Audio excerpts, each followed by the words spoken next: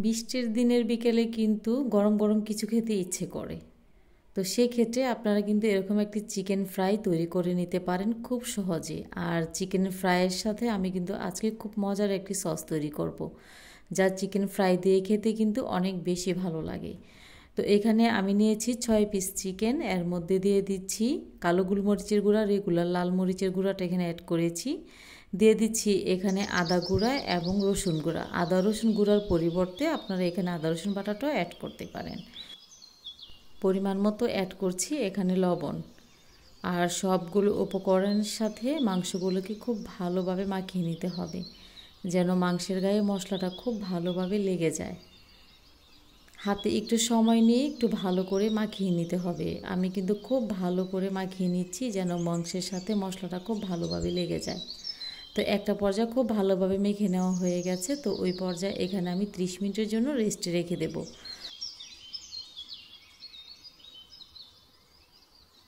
এখানে নিয়েছি মেয়োনিজ, আর এখানে চিলি ফ্লেক্সটা অ্যাড করছি ঝালের জন্য, যা খেতে অনেক বেশি ভালো লাগবে।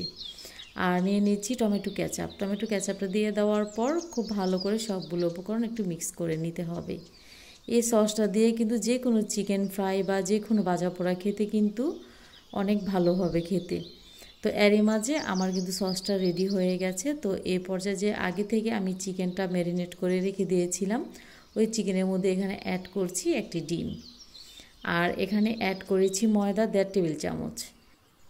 আপনারা চাইলে এখানে ময়দার পরিবর্তে কিন্তু কর্নফ্লাওয়ারটা ব্যবহার করতে পারেন। তো আবারও মাংসটাকে আমি খুব ভালোভাবে মাখিয়ে নেব ময়দা এবং ডিমের সাথে। তো একটু ভালো করে মাখিয়ে নিতে হবে। আর এই চিকেন ফ্রাইটা কিন্তু হাতে একটু সময় নিয়ে করতে হবে, তাহলে কিন্তু খেতে অনেকটা বেশি মজা লাগবে। তো ভালো করে মাখিয়ে নিয়েছি।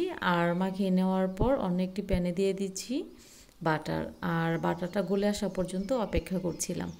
আপনারা চাইলে বাটারের পরিবর্তে এখানে রেগুলার রান্নার তেল দিয়েও এই চিকেন ফ্রাইটা তৈরি করতে পারেন।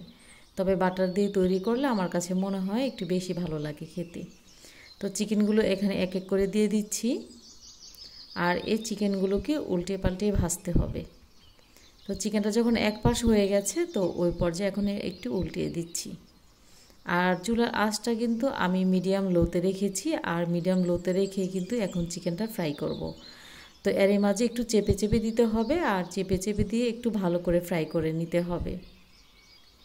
প্রথম পর্যায়ে আমি চুলাটা মিডিয়াম হাই হিটে রেখেছিলাম। তো এ পর্যায়ে এসে আমি মিডিয়াম লো হিটে রেখেছি। আর রেখে একটু চেপে চেপে মাংসটাকে দিয়ে তারপরে ফ্রাই করে নিতে হবে। আপনারা চাইলে ডুবো তেলেও এই চিকেন ফ্রাইটা ভাজতে পারেন। তো এভাবে করে আমি সবগুলো চিকেনই ফ্রাই করে নিয়েছি। রেসিপি ভালো লাগলে শেয়ার করার অনুরোধ রইল। তো এখানে দেখতে পাচ্ছেন আপনারা সসটা দেখতে ঠিক কতটা ভালো লাগছে। আর এই সসের সাথে কিন্তু চিকেনটা খেতে দারুণ হয়েছে। তো একটা চিকেন আপনাদেরকে ভেঙে দেখাচ্ছি যে ভিতরটা ঠিক কতটা জুসি হয়েছে। উপরটা হয়েছে ক্রিসপি আর ভিতরটা কিন্তু খুবই জুসি হয়েছে এই চিকেন ফ্রাইটা। সবাই খুব ভালো থাকবেন, সুস্থ থাকবেন। এতক্ষণ সাথে থাকার জন্য সবাইকে অনেক অনেক ধন্যবাদ জানাচ্ছি। আল্লাহ হাফিজ।